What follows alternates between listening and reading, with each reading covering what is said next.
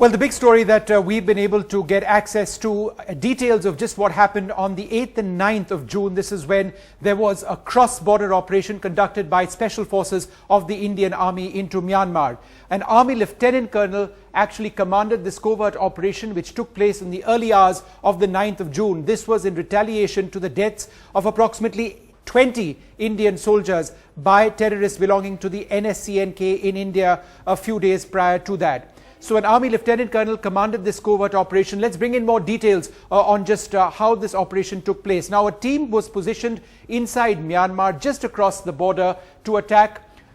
By 11 p.m. they were in their position, their commando base as it were, and it was shortly after that that they were involved in a process of waiting and watching and identifying the terrorist camps. And they identified two posts, post 1 and post 2. These were two sentry posts, and all around it were terrorist areas. A large terrorist camp is what we are led to understand.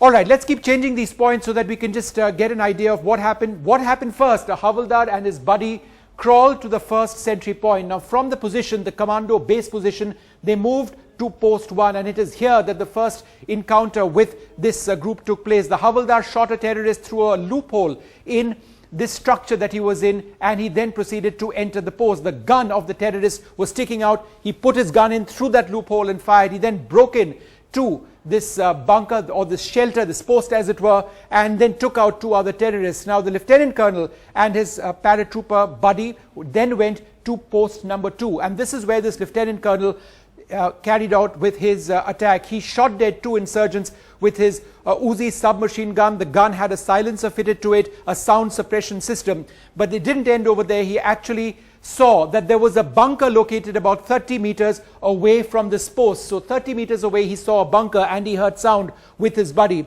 And so they quietly and stealthily moved to this bunker. They threw a grenade or lobbed a grenade inside. There was an explosion, but wanting to ensure that there were casualties inside, he entered and he gunned down 4 insurgents, and then they escaped. It was at the end of this that the Indian Army engaged in a sustained operation to attack this particular area by launching rocket-propelled grenade attacks. That took place for a period of approximately 20 minutes. For 20 minutes, they annihilated the entire area where the attack took place before returning to India. But the images that you see on your screen now are images in the aftermath of that deadly terrorist attack which took place on Indian soil, which resulted in the attack actually taking place across the border in Myanmar.